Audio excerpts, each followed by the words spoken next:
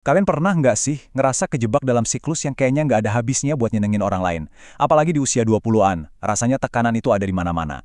Nah hari ini kita bakal bongkar kecemasan itu dan nemuin sebuah kerangka psikologis yang kuat banget buat membebaskan diri. Dimulai dari konsep keberanian untuk tidak disukai. Wah, kutipan ini dalam banget ya kan? Konsistensi itu sulit ketika tidak ada yang bertepuk tangan untukmu. Ini tuh intinya dari pencarian validasi eksternal yang super melelahkan. Perasaan di mana usaha kita tuh kayaknya baru berarti kalau ada orang lain yang mengakui. Yuk kita bedah lebih dalam lagi.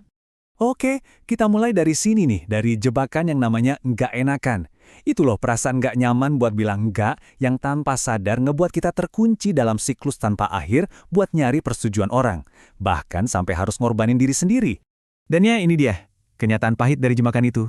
Waktu hidup kita didedikasikan buat menuhin ekspektasi orang lain, satu-satunya orang yang udah pasti bakal kecewa pada akhirnya, ya diri kita sendiri. Kita seakan-akan ngasih remote kontrol kebahagiaan kita ke tangan orang lain. Coba deh bayangin siklusnya, mungkin ini relate banget sama kalian. Kita beli baju bukan karena kita suka, tapi biar dibilang keren. Kita nunggu pujian buat ngerasa oke sama pilihan kita. Terus, waktu pujian itu nggak datang, rasanya hampa, kecewa. Masalah utamanya, kita udah ngegantungin harga diri kita pada sesuatu yang sama sekali nggak bisa kita kontrol. Oke, kalau kita udah tahu validasi dari luar itu jebakan, terus gimana dong cara keluarnya? Jawabannya ada di perubahan cara berpikir yang fundamental banget. Kita harus definisikan ulang dari mana sih kebahagiaan sejati itu datangnya. Langkah pertamanya, dan ini krusial banget, adalah ngelihat kebahagiaan itu bukan sebagai hadiah dari orang lain, tapi sebagai sebuah keadaan internal, sebuah kemampuan buat merasa cukup dan menerima diri kita apa adanya, di sini dan saat ini. Gak peduli ada tepuk tangan dari luar atau enggak.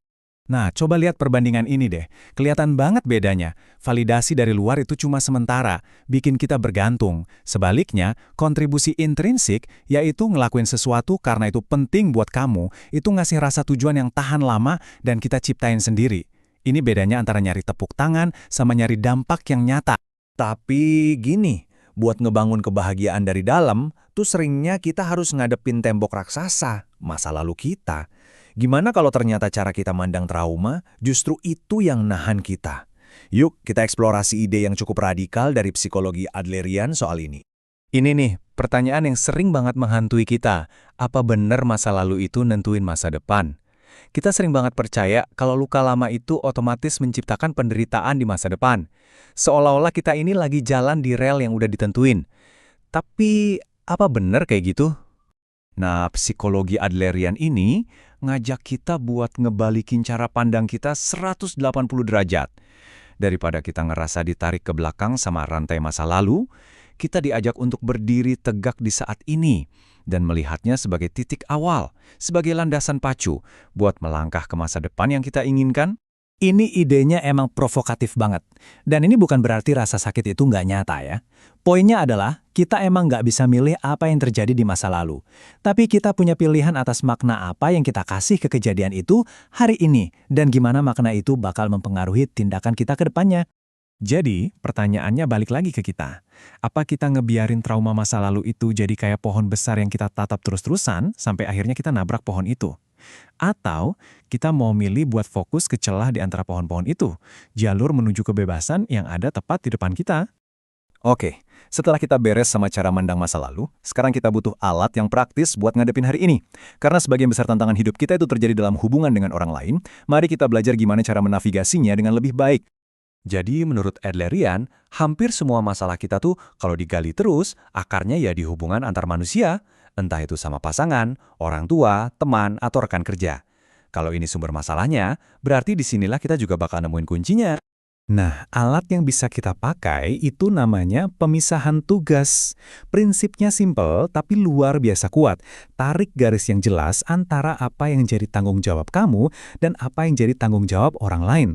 Contoh ini ngejelasin konsepnya dengan gamblang banget. Tugas kamu adalah memberi feedback yang jujur ke rekan kerja. Tapi bagaimana rekan kerjamu meresponnya, apakah dia marah, sedih, atau menerima, itu tugasnya dia. Tugasmu adalah memilih jalan hidupmu. Apakah orang tuamu setuju atau tidak, itu tugas mereka. Disitulah letak kebebasannya. Jadi semua kepingan puzzle ini, ngelepasin validasi, natap masa lalu dengan cara baru, misahin tugas, semuanya ngebangun satu hal yang fundamental, keberanian untuk jadi diri sendiri. Bahkan, kalau itu artinya ada orang yang nggak suka sama kita. Dan pergeseran terakhir yang paling penting itu ada di cara kita mandang dunia. Kita harus pindah dari pandangan vertikal, di mana hidup itu kayak tangga, ada yang di atas kita, ada yang di bawah, ke pandangan horizontal, di mana kita semua ini setara, berbeda tapi sejajar. Saat kita udah bisa ngelihat orang lain itu setara, bukan hakim yang siap ngasih nilai, kebutuhan buat disetujui, buat ngebuktiin kita lebih baik, itu semua bakal luntur dengan sendirinya. Kamu, ya kamu. Dan itu cukup. Inilah fondasi dari keberanian untuk tidak disukai. Dan sebagai penutup, coba deh renungkan pertanyaan ini. Kita semua pengen highlight dalam hidup, kesuksesan yang kelihatan keren. Tapi pertanyaannya, apa kita juga bersedia milih low light yang batang sepaket sama kesuksesan itu? Perjuangannya, disiplinnya, rasa nggak nyamannya. Karena dalam memilih perjuangan itulah, kita benar-benar memilih kehidupan yang jadi milik kita seutuhnya.